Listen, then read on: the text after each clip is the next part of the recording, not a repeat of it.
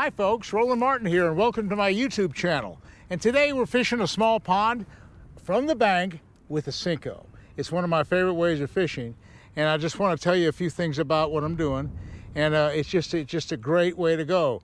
I'm using the 5-inch 297 green pumpkin. Hey, how many times have I told you how universal? From Connecticut to California, these fish, hey, in Europe and Japan, all over the world, they like the 297 green pumpkin, the #1 color. Anyway, I'm rigging it up with a 4/0 EWG hook, a 3/16 ounce weight. This is some 20-pound test monofilament on a 7-foot medium heavy action rod by Rush. It's a Rush by Favorite, and an 8-to-1 ratio reel. Okay, now to do a proper job with a Senko, the first consideration is not having the fish feel you. Okay, so I'm going to make a cast. There's like a little channel out here, and I'm going to feed the line out, and I'm going to hold the rod high. And the reason why I'm holding the rod high is that I want to. There's a strike. I got him. First cast. Look at this guy. Look at the guy. Hey, I told you. That's the little channel right there. There's some beautiful bass here. Look at this guy. Big old giant fish. Oh, son. That's what it's all about. That's what it's all about. That's what it's all about. Okay. Now, okay. One thing you might consider it when you're talking about plastic worm fishing is that you never know if there's another fish or not. It could be a whole school of fish out there, and that's what I'm hoping for. Even though I'm bank fishing, I'm counting down, and I'll explain that. Big old 4 or 5 pound bass. Now, how the countdown works is this. Okay, I don't know how deep the water is. I know there's a little channel out there, and I'm trying to get near the channel because that is a little channel out there, but I don't know exactly where it is. So when I make my cast, I'm gonna make a cast now. Just a second. Okay. Now, I've checked my line. Everything's fine. My weight's all screwed in. It's all perfect. Okay, let's get it. Now, when I throw back out there, I'm gonna count seconds down. Okay. 1 second, 2 seconds, 3 seconds, 4 seconds, 5 seconds, 6 seconds. About 6 seconds, it's on the bottom. Just put the rod high. I'm feeling for a strike now. Oh, I felt it go over like a little ledge or something. That's cool.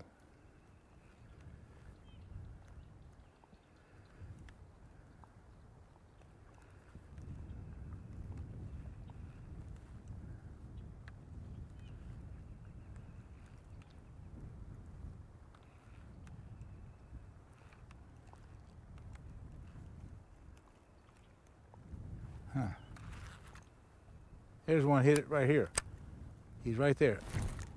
I got him right here, right at the boat, right at the bank. Another nice big old giant fish. Another big old giant bass. That's what it is. There's a school of fish here, folks. It's a big school of fish. Look at this guy. Another big old 4 or 5 pounder. That's as good as it gets, son. That's as good as it gets. Oh, son. I'm gonna have to get another fish here. Oh, look at this guy. Look at another big one. Another great big 4 or 5 pounder. Woo, son. Now, here's another thing about Senko fishing. I don't let them run with it very long because I don't want them to swallow it. These are beautiful bass, and they need to be caught again another day. If they swallow the worm and it kills them, well, we're not going to do that. Let's drop them back in the water. Okay, there he goes. Look at him go. Whew. Son. Now, let me give you another little tip on Senko fishing. I've torn this Senko up a little bit. So I'm going to turn it around backwards, and I'm going to cut a little bit off the tip. I'm not going to throw that in the water, by the way. I'm going to put that little tip in my pocket. Okay, I'm going to come in the tail of the worm, okay? Come right in the tail, and just come right in about 3/4 of an inch, because you got to leave some extra room for that screw in. There's a screw on that weight, so you need a little bit extra worm. Get it up on the shoulder. It's hooked backwards, I'm telling you what, folks, I don't think it makes any difference. I catch just as many fish with it backwards, as backwards as I do frontwards. Okay, let's screw this weight in. And we've got a little school of fish out there. So what we're gonna do is we're gonna throw it right out there. 1 second, 2 seconds, 3 seconds, 4 seconds, 5 seconds, 6. There's it right on the bottom. Okay, hold your rod high. Rod high.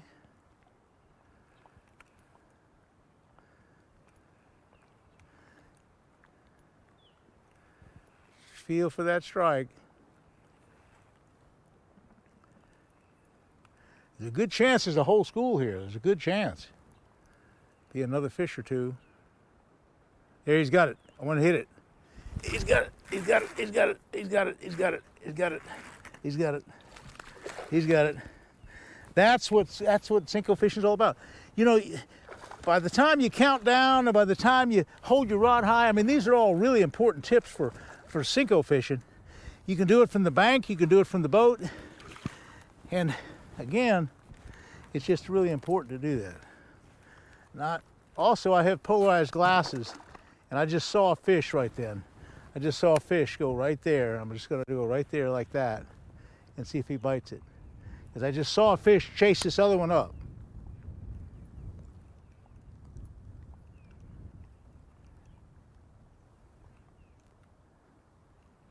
Hey, he's right there.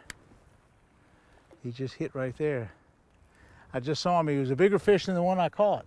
And he chased that other one up to the bank. That's a good sign. See, sometimes on these channels, particularly in this upper end of this lake, there's some little channels here. They concentrate on these channels. The little drop-offs like I have out there. Just perfect. Well, he didn't. He must have gone back to the drop-off. Okay, so I'm going to get that worm all straight. Get it all ready to go. Get it nice and straight. It's hooked backwards, by the way. It's still working good. Like a nice little cast out there. 1 second, 2 seconds, 3 seconds, 4 seconds, 5 seconds, 6. Okay, right on the bottom. Okay, just a high rod. Just keep easing it along. Don't yeah.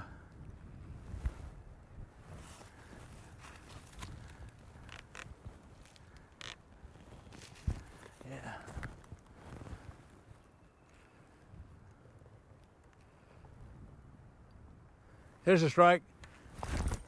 I got him, son. I got him. Big old fish. Look at this guy. Another big one. Another big old toad fish. Oh, I love it. Look at these guys. Aren't they pretty? This is something. This is pretty water. Pretty water. It's so difficult to find these schools of fish. You know, it's not easy to do, but we've found a school of fish out here. And big old 3 and 4 and 5 pound fish. Beautiful fish. I'm telling you what, folks, I'm showing you a few things about the proper way of fishing the Senko. This is Senko fishing 101. Now I'm going to change that Senko around. It's torn up every which way. I'm not going to throw it back in the water. I'll throw it right there and I'll pick it up later. But I have these seconds that Gary sent me. They do work. And there's 297 green pumpkins. And I tell you what I can do. I can come through the rig or the front way. I catch just as many tail first as I do head first. You can catch twice as many fish now because these things are soft plastic. One of the reasons why they bite a Senko is basically they're soft. And the fish just love the texture of them. They're very hard. Okay, folks. I'm thinking we got an excellent spot here. Don't always catch them like this. We don't always find a concentration of fish. It's very difficult to find concentrations of fish sometimes. But there's a little channel or something out there, right about there. that I can throw to, and they're biting on that thing. 2 seconds, 4 seconds, 5 seconds, 6. The wind is blowing so crazy, it might be blow the camera over. I gotta watch it. Woo! Sitting on a tripod. There's a strike. Oh, I missed him. I don't know, maybe didn't let him take it long enough. It might have been a small one. Whatever reason, I'll miss the fish. You know, I get probably 8 or 9 out of 10 strikes, but the little fish are kind of harder to catch. I'll throw it in the same spot.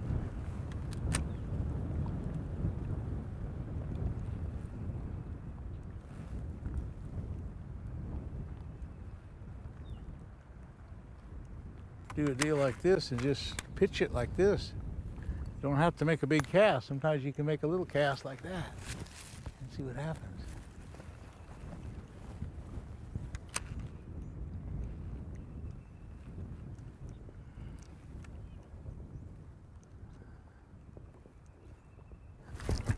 Oh yeah, look at that guy. Okay, right close to the boat, close to the shore.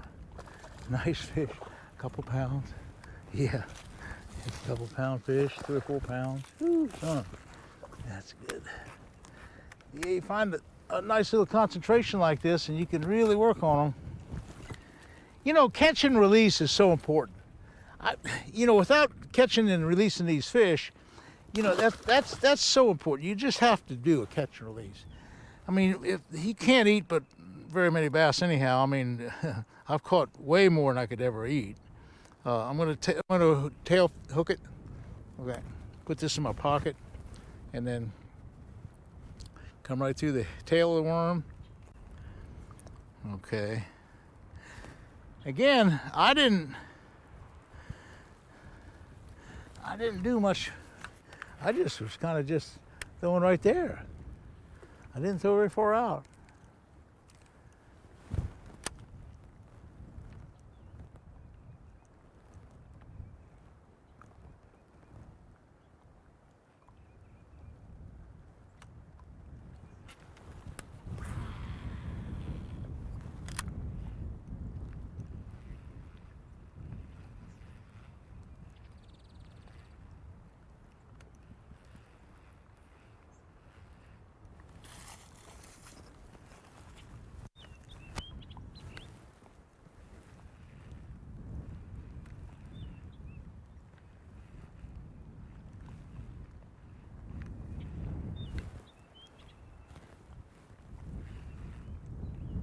There's a strike.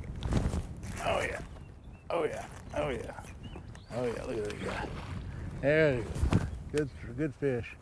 Good fish. Good fish. Good fish. Woo, son. Senko time. Senko time. But again, don't let them run with it long. You know, you don't want to let them swallow it. Big old 4 or 5 pounder. Wow. Beautiful, beautiful bass. I'll tell you what, folks, that's what Senko fishing is all about. Big old fine giant fish like that. Woo!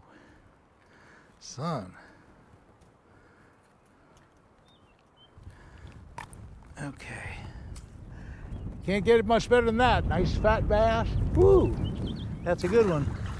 That's a good one. Anyway, there's a lot of fish here. Nice little farm pond. And anyway, I'm catching a lot of fish on a Senko, but I'll do the same thing in Florida. I'll do the same thing in California. I mean, the Senko is a big deal.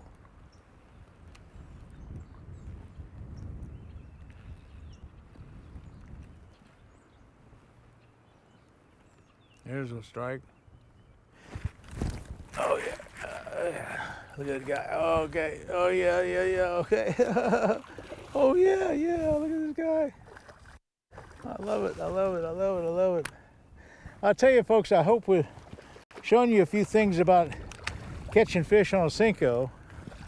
I've really enjoyed showing you how I fish a Senko. Nice big quality bass like this one. Hey, you can't beat it. So find yourself some 297 green pumpkin Senkos. boy, you'll catch some big old 3 and 4 and 5 pound fish like I've done today. Hey, it doesn't make any difference where you fish. This is the tried and true method. I'm gonna let this one go. He's a nice bass. And I tell you, thanks for watching these videos. It's so rewarding to get you guys and gals. And hit that likes button. We'll see you again soon.